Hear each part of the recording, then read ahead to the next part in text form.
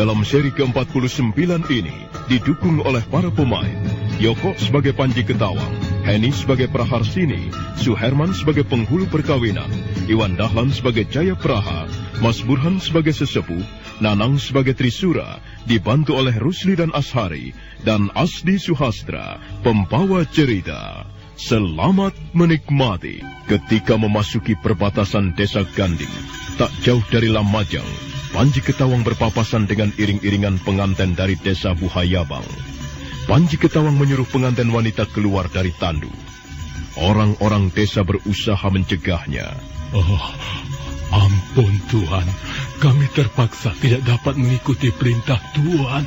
Kalau begitu kau bermaksud membangkang pemerintah Majapahit? Lihatlah, aku membawa lencana kerajaan. Benda ini merupakan tanda pengenal bagi setiap punggawa kerajaan yang sedang menjalankan tugas. Ampun Tuan, bukan maksud kami untuk membangkang perintah Tuan.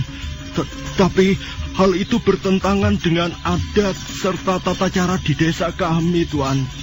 Setiap mempelai wanita yang hendak dipertemukan dengan calon suaminya harus berada di dalam tandu. Mengapa harus begitu? Iya, seperti sudah hamba katakan, hal itu merupakan adat dan tata cara perkawinan di daerah kami, Tuan. Mempelai wanita tidak boleh keluar dari dalam tandu sebelum memasuki halaman rumah kediaman calon suaminya, Tuan. Sudahlah. Aku tidak ingin bicara panjang lebar.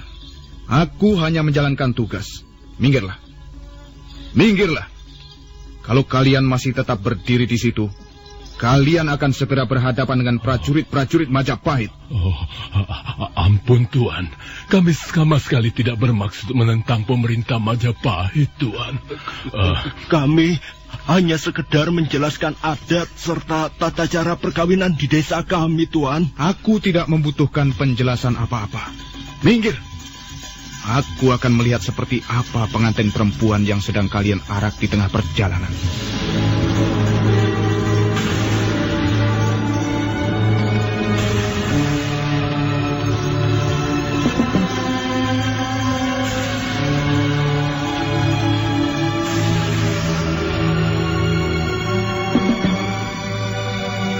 Panji Ketawang melangkah ke arah tandu.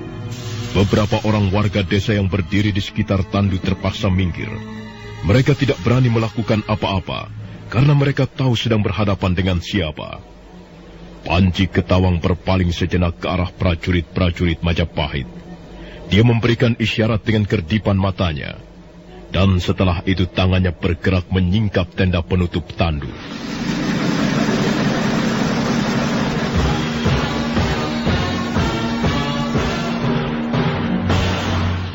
Dan Panji Ketawang melihat mempelai wanita yang duduk ketakutan di dalam tandu. Menurut pendapatnya, mempelai wanita itu mempunyai wajah yang cukup cantik, cukup jelita. Panji Ketawang tersenyum kepadanya, dan mempelai wanita menundukkan wajahnya ketakutan. Sementara warga desa yang berdiri mengelilingi tandu tidak berani berbuat apa-apa. Mereka hanya melihat apa yang dilakukan Panji Ketawang sambil berpandangan dengan teman-temannya. Kaukah mempelai wanita yang berasal dari desa Buhayabang? Benar, Tuan. Siapa namamu? Nama hamba Praharsini, Tuan. Praharsini. Bagus sekali nama itu. Secantik orangnya. Kau tentu bahagia sekali, karena sebentar lagi kau akan bertemu dengan jodohmu. Bagaimana perasaanmu sekarang, Praharsini? Hamba sudah tidak sabar lagi, Tuan. Mengapa Tuan mengganggu perjalanan kami? Siapa nama calon suamimu? Nama calon suami hamba Trisura, Tuan. Kakang Trisura adalah putra kepala desa Ganding. Sekarang ini Trisura pasti juga sedang mengalami kebahagiaan. Dia pasti sudah tidak sabar lagi menunggu kehadiran mempelai wanita, calon istrinya. Apakah kau mencintai calon suamimu itu, Praharsini? Tentu saja, Tuan. Kalau hamba tidak mencintainya, untuk apa hamba berada di dalam tandu ini? Hamba dan Kakang Trisura sudah saling mencintai sejak lama. orang tua kami pun bersahabat. Praharsini, kau belum tentu hidup bahagia dengan calon suamimu itu. Mengapa Tuan berkata-kata seperti itu? Sudahlah Tuan, jangan ganggu kami. Kami harus segera tiba di rumah kediaman Kakang Trisura. Kami tak ingin terlambat datang. Kau tidak akan terlambat datang, Praharsini. Bahkan kau tidak perlu datang. Panji Ketawang tersenyum. Kemudian dia kembali melirik ke arah prajurit-prajurit Majapahit yang masih duduk di atas punggung kuda. Panji Ketawang memberikan isyarat dengan kerdipan mata. 4 orang prajurit segera melompat turun, dan mereka bergegas melangkah ke arah tandu. Tuan, ada apa ini? Lepaskan hamba. Ada apa ini? Tuan, mau diapakan pengantin wanita kami? Cepat prajurit, seret pengantin perempuan ini dan masukkan ke dalam kereta. Cepat kerjakan. Tidak, lepaskan aku. Lepaskan. Awas, siapa berani mendekat harus berani menanggung akibatnya. Tidak, saya tidak mau. Lepaskan tangan saya. Saya tidak mau. Tolong.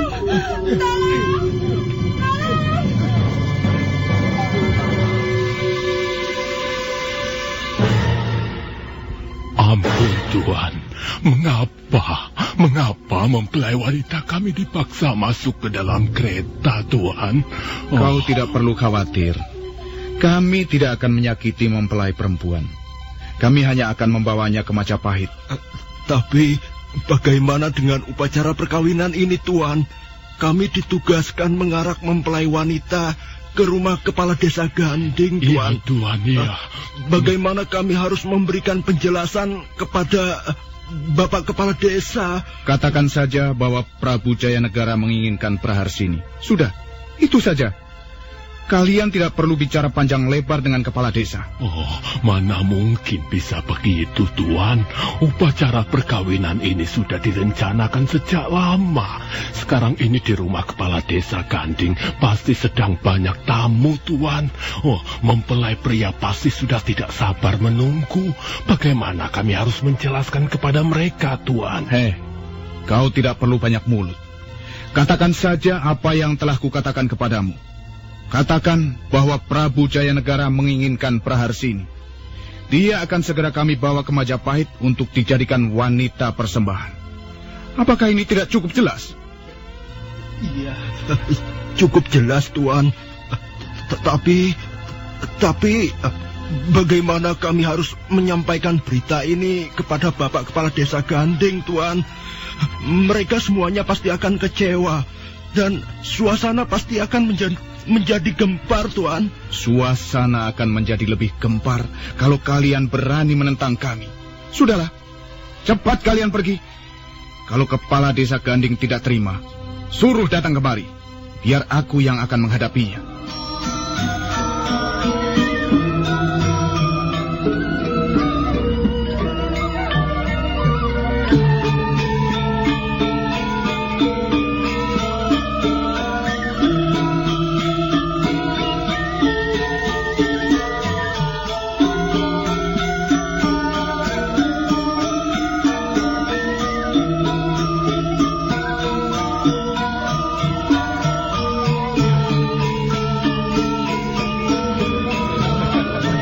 Sementara itu, di rumah Jayapraha, kepala desa Ganding, suasana pesta mulai semarak. Tamu-tamu berdatangan. Bapak penghulu perkawinan duduk bersila di ruangan pendopo dengan ditemani para bini sepuh desa. Sementara beberapa orang warga desa sibuk melayani pengantin pria. Karena pengantin wanita masih juga belum ada tanda-tanda datang, Jayapraha kelihatan cemas. Bapak penghulu perkawinan melambaikan tangannya, dan kepala desa Ganding itu buru-buru menghampirinya. Bagaimana Jayapraha? Kok masih belum datang juga? Maaf, Bapak penghulu perkawinan. Saya sudah mengirim beberapa orang warga desa untuk menyusul. Saya sendiri tidak tahu. Seharusnya mereka sudah datang. Mungkin ada halangan di tengah jalan. Jangan sampai hal itu terjadi. Kita semua ini ingin upacara perkawinan ini berjalan dengan lancar dan selamat. Iya. Upacara perkawinan adalah saat-saat paling penting bagi kehidupan manusia di permukaan bumi. Iya. Pada saat itulah para dewa datang dari langit untuk menurunkan berkahnya. Iya. Saya mohon, Bapak Penghulu Perkawinan, sabar sejenak. Saya yakin sebentar lagi mereka akan datang. Baru saja kepala desa Ganding selesai berkata, mendadak dari jauh nampak beberapa orang warga desa berlari-lari sambil berteriak-teriak.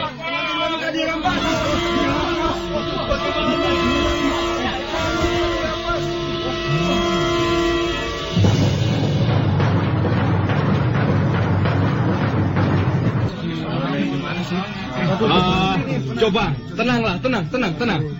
Tenang saudara-saudara. Jangan ribut. Nampaknya upacara perkawinan ini tidak berjalan dengan cukup lancar. Tenang saudara-saudara. Coba kau jelaskan apa yang telah terjadi. Kami semua sudah tidak sabar menunggu. Coba katakan. Ampun, Bapak Kepala Desa. Kami telah gagal membawa mempelai wanita kemari. Di tengah jalan kami berpapasan dengan prajurit-prajurit Majapahit. Dan mereka telah merampas mempelai wanita. Apa? Mereka merampas mempelai wanita? Iya. Mustahil. Tidak mungkin. Benar, Bapak Kepala Desa. Itulah yang terjadi. Kami sudah berusaha memberikan penjelasan, tapi mereka nekat mengambil mempelai wanita. Katanya Nini Praharsini mau dibawa ke Majapahit untuk dijadikan dayang-dayang Gusti Prabu Jayanegara. Kurang ajar. Mereka tidak boleh begitu. Kita harus mengurus perkara ini sampai tuntas. Sabar Jayabraha. Jangan terburu nafsu. Mereka tidak boleh merampas orang begitu saja. Di mana hak-hak kita sebagai rakyat jelata? Kalau mereka ingin dihormati, kalau mereka ingin berwibawa, janganlah berbuat seenaknya saja. Sabar, Jayabraha. Sabarlah, Jayabraha. Kau harus tahu siapa yang kau hadapi sekarang ini. Prajurit-prajurit Majapahit itu tentu mengemban tugas resmi dari Gusti Prabu Jayanegara. Kau boleh mengurus peristiwa ini, tapi janganlah terburu nafsu. Nanti semuanya malah menjadi kalang kabut. Apakah mereka masih berada di desa Ganding? Atau barangkali mereka sudah kembali ke Majapahit? Sepertinya mereka masih istirahat di perbatasan desa Ganding, Bapak Kepala Desa. Ya. Mereka belum kembali ke Majapahit. Kalau begitu, antarkan aku ke sana. Ingat, Jayabraha. Jangan terburu nafsu. Tenang. Hatimu harus tetap tenang. Aku tahu kau menjadi gusar karena peristiwa ini. Tapi kau harus dapat mengendalikan dirimu dengan baik. Ingat, sekali lagi ingat, siapa yang kau hadapi.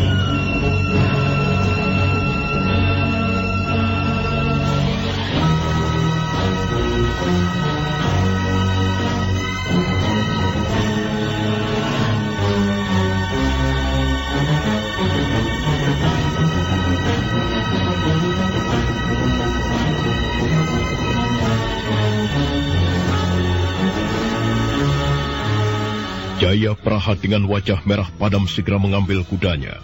Dengan ditemani beberapa orang warga desa, mereka berkuda meninggalkan pesta perkawinan. Beberapa orang tamu nampak ikut prihatin melihat peristiwa itu. Mereka kasihan melihat pengantin pria yang masih duduk sendirian.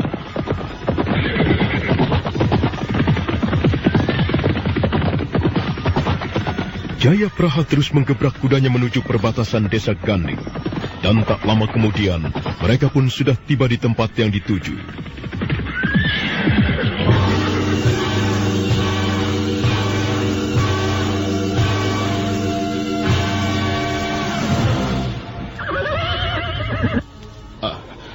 Ampun, tuan-tuan.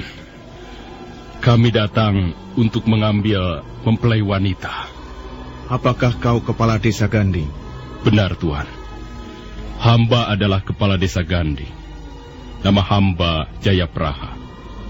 Sekarang ini hamba sedang mengadakan pesta perkawinan anak hamba yang paling tua. Rencana ini sudah cukup matang, Tuan. Tapi mendadak hamba mendengar berita bahwa mempelai wanita tidak dapat hadir. Mengapa mempelai wanita tidak bisa hadir? Apa yang dilaporkan warga desamu? Ampun, Tuan. Hamba mendapat laporan bahwa mempelai wanita tidak dapat hadir karena akan dibawa ke Majapahit. Ampun, Tuan. Hamba mohon kembalikanlah Praharsini. Kasihan anak laki-laki hamba.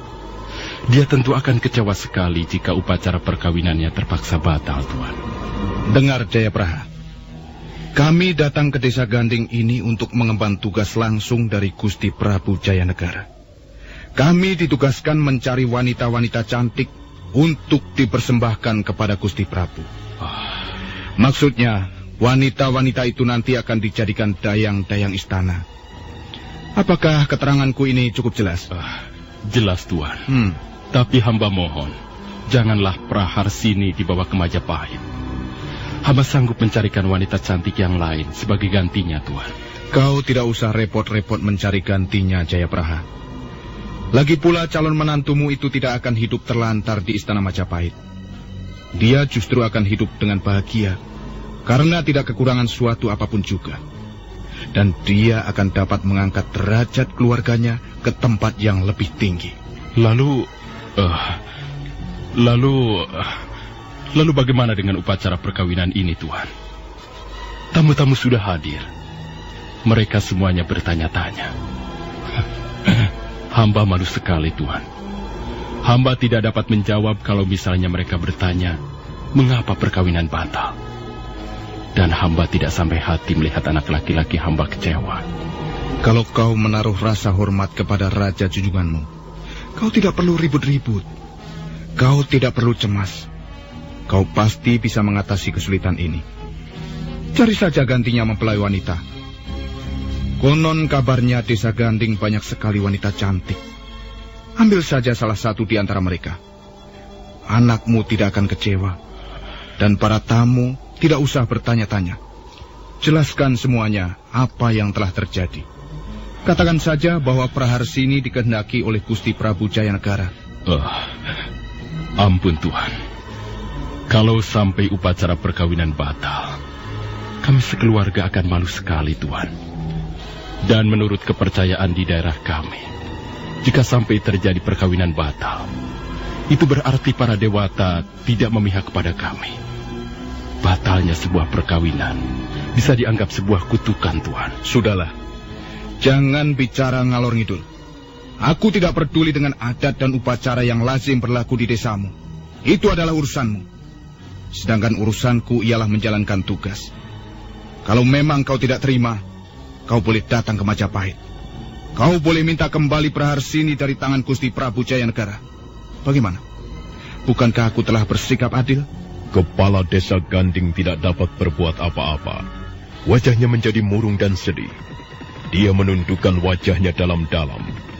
Pada saat itulah nampak beberapa ekor kuda berlari mendekat.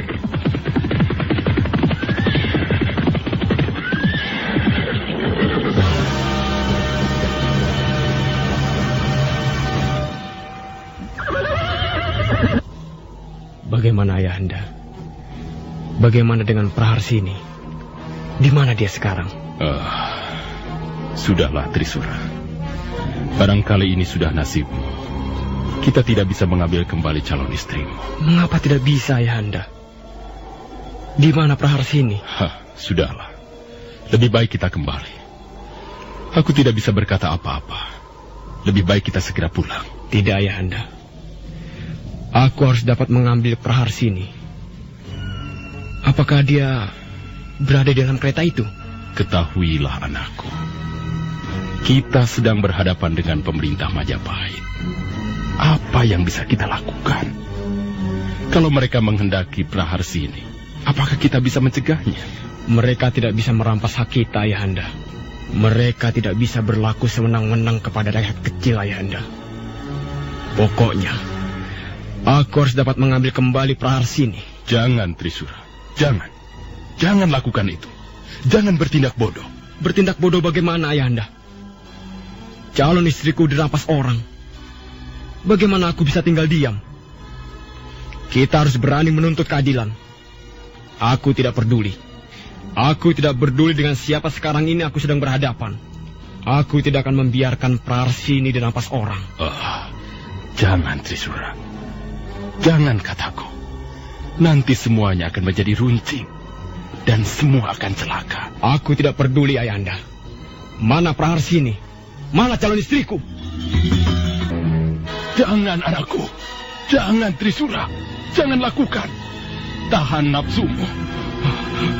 Kau harus sadar. Kita harus tahu dengan siapa kita sedang berhadapan sekarang ini. Aku tidak peduli, Ayahanda. Sekalipun mereka para dewa, mereka tidak boleh berbuat sewenang-wenang terhadap kita. Calon istriku dirampas. Praharsini direbut seperti barang mainan. Apakah aku harus tinggal diam? Anakku, kita bisa berbuat apa? Usaha kita hanya akan sia-sia. Percayalah, Trisura. Ayahanda, aku akan mengambil kembali Praharsini dari tangan mereka.